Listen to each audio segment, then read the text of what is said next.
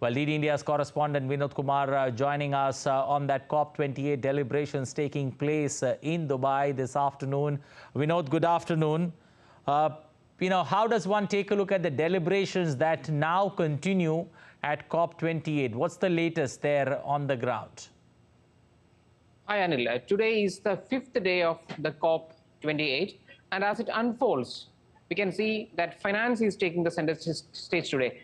Group of ministers from the finance sector from various countries are convening today here for discussions on the modalities of how to fund the future for the future climate action. Speaking of which, we should speak about four different categories of fund. One is the Green Climate Fund, the Adaptation Fund, the Least Developed Countries Fund, and the Loss and Damage Fund.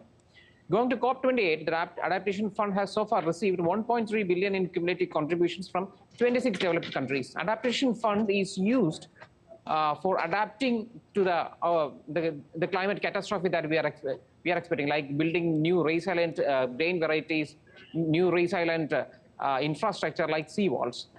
And just like Adaptation Fund, we have the Least Developed Countries Fund, which is also created in 2001, and they are there to support the 46 poorest countries of the world, and it's operated by the Global Environment Facility. In COP28, it has so far received 2 billion in cumulative contributions from 29 richest countries. Created in 2010, the Green Climate Fund is the largest multilateral climate fund ever created for climate action. Fortunately, yesterday, United States have committed around $3 billion for this Green Climatic Fund, and Czech Republic, Switzerland, Portugal had a combined pledge of 158 million US dollars. So we currently exceeded the total targets by $2 billion. And the most expected and the most anticipated outcome here in COP28 is the approval and the channeling of the Loss and Damage Fund. Loss and Damage Fund was in principle approved last year at Sharm el-Sheikh, but in this year, and even in the first day itself, $450 million is committed for the Loss and Damage Fund. As we can see in Chennai, this climate catastrophe is happening. So already countries are experiencing the worst phases of the climate change. In order to address the worst phases of the climate change and in order to mitigate it, the Loss and Damage Fund has been created. And yes, we got 450 million. Is it enough?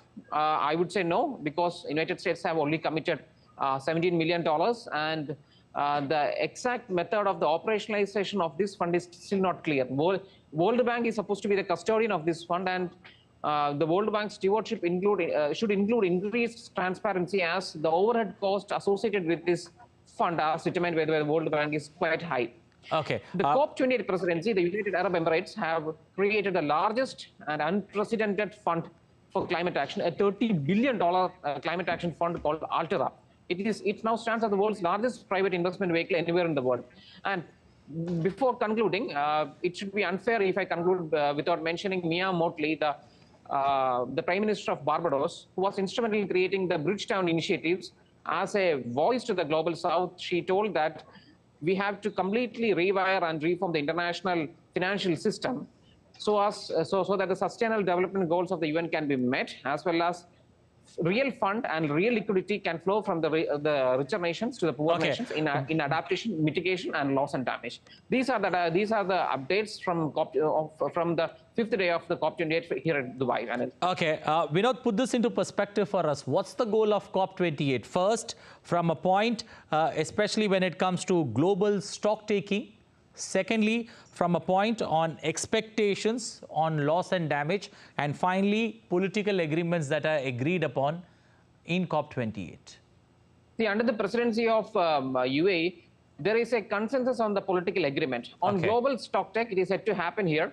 2015, we had the Paris Agreement, in which countries have set their own national determined goals on how much greenhouse gases they can emit and how much mitigation and adaptation efforts that they can do. This is the first. The Paris Agreement had mandated every 5-year a review. This is the first time that such a review is going to happen, and that the name of the review is Global Stocktake. Only after COP28 is over, that is on the day 13 on December 12th, we'll have a clear picture of what really transpired between the leaders and where we stand when it comes to global stocktake.